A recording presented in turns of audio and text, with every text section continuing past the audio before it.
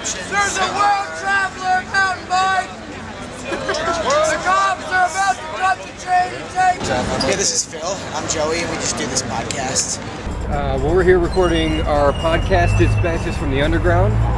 We're trying to document what's happening on Occupy Wall Street. We've had this podcast going for About almost a year now. about a year. We don't have a budget or anything to like get advertising and stuff done. You know, it's like word of mouth. These things right here is probably as much as we put into promotion.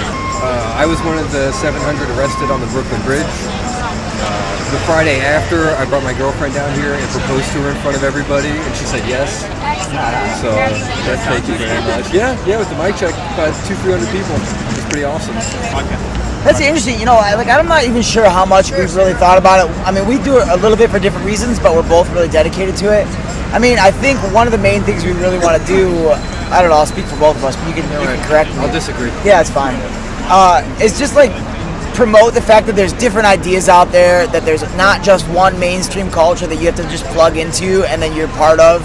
I mean, for me, I think it's been really nice to just have people really try to get more critical about what they're here for, because I think a lot of people come down here for whatever reason and they don't necessarily know all the reasons they're down here, but when you really get in their face and you're like talking about it and then you're asking them why you fucking here, and then you dig in deeper about it, they sort of have to rationalize it to themselves and rationalize it to you. The normal person still relies on the evening news to tell them what's going on, reads it in the newspaper, and it's filtered and chewed up to a point to where it fits whatever view that company wants to put out. I mean, you can read it in the Post. The Post has nothing but articles about how people here steal from each other, how people don't have jobs, don't have aim, they're just here for the free food, it's nothing but homeless people.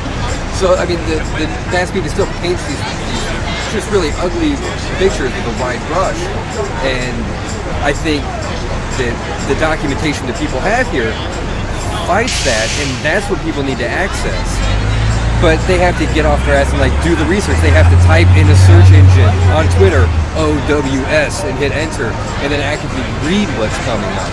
And I think a lot of people still aren't doing that. They're not coming down with their own eyes. If it were preaching to the choir, and I do preach to the choir a whole lot, that'd be fine, because what the fuck else do you do to a choir but preach at?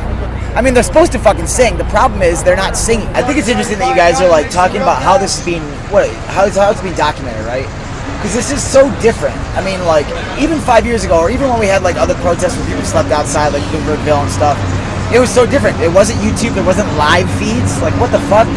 Every second of here is documented. We have multiple recording devices, with no energy sources, in our fucking laps right now. Right. 15 years ago, that was crazy. 10 years ago, I couldn't even get you out of jail. I had to go home to get the numbers to call you and listen to my answering machine message and find out what precinct you're in. It took me 12 hours to do that.